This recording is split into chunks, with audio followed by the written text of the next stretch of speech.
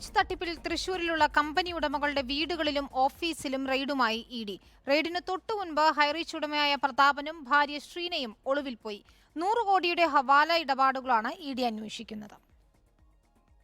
തൃശൂർ വലിയായിലേക്കുള്ള വീട്ടിലും സ്ഥാപനങ്ങളിലും രാവിലെ ആരംഭിച്ച റെയ്ഡ് വൈകിട്ട് വരെ നീണ്ടു.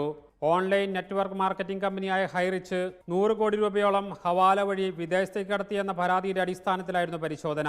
ഹൈറിച്ച് ഉടമ KD പ്രതാപൻ, ഭാര്യ ശ്രീന എന്നിവരുടെ അക്കൗണ്ടുകൾ ഇഡി പരിശോധിച്ചു.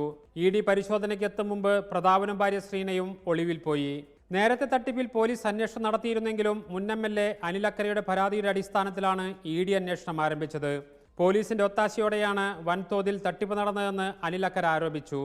കേരളത്തിൽ നടന്ന ഏറ്റവും വലിയ മണി ചെയിൻ തട്ടിപ്പാണ് ഈ ഹൈറിച്ചിൻ്റെ. അപ്പോൾ കേരള പോലീസിൻ്റെ നിരുത്തരവാദിത്വപരമായ സമീപനമാണ് ഈ കമ്പനി ഇങ്ങനെ പടർന്നു പന്തലിക്കാണ്ടായ കാരണം. 2021 മുതൽ 2024 വരെയുള്ള വർഷത്തിൽ ഇത് 16,000 കോടിയിലേക്ക് ഉള്ള സ്കാമിലേക്ക് കൊണ്ടുപോയത് ചേർപ്പ് പോലീസിന്റെ നിരുത്തരവാദിത്വപരമായ സമീപനമാണ്.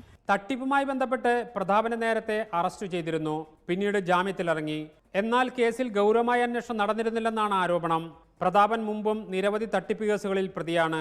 ഹൈറിച്ച് മണി ചെയിനുമായി ബന്ധപ്പെട്ട് 1630 കോടി രൂപയുടെ തട്ടിപ്പ് നടന്നെന്ന് പോലീസ് നേരത്തെ വ്യക്തമാക്കിയിരുന്നു. കേരളം കണ്ട ഏറ്റവും വലിയ തട്ടിപ്പാണിതെന്നും പോലീസ് പറയുന്നുണ്ട്. 1,63,000 ഉപഭോക്താക്കളിൽ നിന്നാണ് പണം തട്ടിയത്. ഓൺലൈൻ വ്യാപാരത്തിന്റെ പേരിൽ മണി ചെയിൻ നടത്തി നിയമപരമല്ലാതെ നിക്ഷേപം സ്വീകരിച്ചെന്ന് പോലീസ് റിപ്പോർട്ടിൽ പറയുന്നുണ്ട്.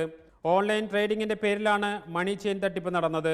ക്രിപ്റ്റോ കറൻസി ഉൾപ്പെടെയുള്ള പേരുകളിൽ വലിയ തോതിൽ ലാഭം വാഗ്ദാനം ചെയ്ത് പണം തട്ടിയതായാണ് കേസ്. തൃശൂർ.